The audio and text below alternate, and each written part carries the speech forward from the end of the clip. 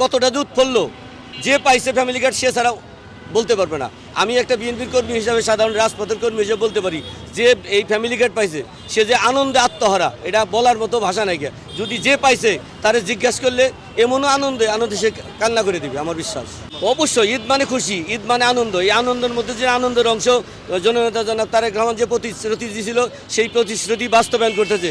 তারা যে কতটা খুশি হবে, কতটা আনন্দিত হবে, ঈদটাকে ঈদের মতো করে তারা উদযাপন করবে। জননেতা জনাব তারেক রহমান বলছে যা হযরত মুহাম্মদ সাল্লাল্লাহু আলাইহি সাল্লামের যেইভাবে দেশ পরিচালনা করছে ওইভাবে তার দেশ পরিচালনা করার আশা আছে এবং প্রত্যাশা আছে। অবশ্যই সেটা করবে। আলেমদের যে আলেম আলেমা এবং যে এই ইমাম খতিবদের যে বেতন দিতেছে, এটা ভালো একটা জিনিস। আমরা চাই যে তাদেরকে সবসময় এরকম বেতন দিক এবং তারা দিনের পথে চলুক। আমাদের বাংলাদেশের জন্য দোয়া করবে আলেমরা, যাতে দেশটা ভালো চলে। জননেতা তারেক রহমান দেশটাকে সোনার বাংলাদেশ গড়ে তুলতে পারে, সেই প্রত্যাশা করছি। তো সেই জামাত ইসলামকে তারা তো, আমি বলি না, মিডিয়ার মাধ্যমে জানি তাদেরকে ভোট বাহিনী বলা হয়। আমরা চাই আমরা তাই জামাত ইসলাম আমাদের প্রধান বিরোধী দল, তাদের কথার মধ্যে শালীনতা রাখতে হবে। তারেক রহমান যেটা বলে ঠিক সেটাই করে। উনি যেদিনকে বাংলাদেশে পদার্পণ করছে 25শে ডিসেম্বর, উনি বলছে আই এম দ্য প্ল্যান। তার মধ্যে একটা প্ল্যান আছে, এই প্ল্যানেরই একটা অংশ এই ফ্যামিলি কার্ড। সে নির্বাচনের আগে মানুষের জনগণের কাছে ওয়াদা করছে, তার ওয়াদা আস্তে আস্তে পূরণ করতেছে। তার বাস্তবায়ন আজকে ফ্যামিলি কার্ড উদ্বোধন করলো। এমনি করে বাংলাদেশের 4.5 কোটি পরিবার আছে, প্রত্যেকটা পরিবারে ফ্যামিলি কার্ড পৌঁছে যাবে।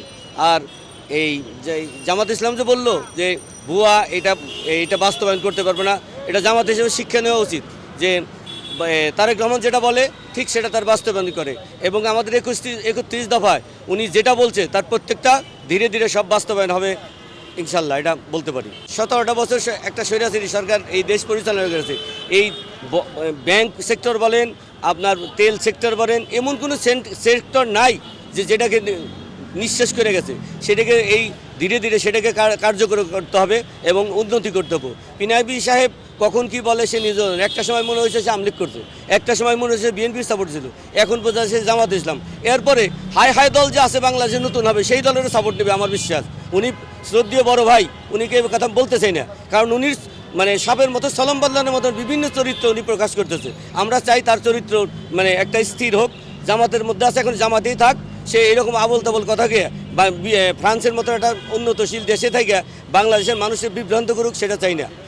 উনির প্রতি অনুরোধ রইল একটা জায়গায় স্থির হোক। অন্য গোত্রের লোক, সনাতন ধর্মীর লোক উনি জামাতের আমির হবে, এটা বলা কঠিন ব্যাপার এবং খারাপ লাগে। উনি সনাতন ধর্মীর লোক, উনি জামাতের সাপোর্ট নিছে, এইটা উনির কাছে কষ্ট। কারণ উনি যে জামাতের সাপোর্ট নিছে, উনি কি একটাবার চিন্তা করছে আমি সনাতন ধর্মী, আমি জামাতের সাপোর্ট নিয়ে আমি জামাতেরই করতে? উনি কি মুসলমান হতে চায়? হ্যাঁ, স্বাগত জানাই। উনি যদি ইসলাম ধর্ম গ্রহণ করে অবশ্যই বড় ভাইকে স্বাগত জানাই এবং আমরা তারে লাল গালিচা সম্বর্ধনা বাংলাদেশে নিয়ে আসবো। উনি মুসলমান ধর্ম গ্রহণ করুক, জামাতের আমিরও হয়ে যাবো ইনশাল্লাহ, জামাত দিয়ে দেবো তাকে। ভয় পাওয়ার কিছু না। উনি আমার শ্রদ্ধেয় একটা ভাই, আমি উনি খুবই রেসপন্স করি এবং সম্মান করি।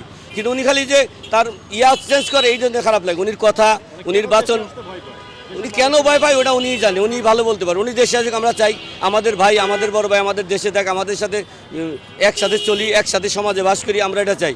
কেন ভয় পায় উনির উত্তরটা উনি নিজে দিতে পারবে। উনি অবশ্যই আমার কাছে, উনি কিন্তু আর একটা জিনিস, উনির বাড়ি কিন্তু বগুড়ায়, এটা কিন্তু আপনাদের মাথায় রাখতে হবে মিডিয়া ভাইদের।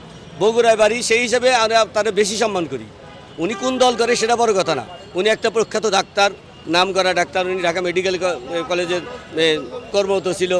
উনি যে কেনই তার রকম চেঞ্জ করে, রূপ চেঞ্জ করে, এইটা আমি বুঝি না।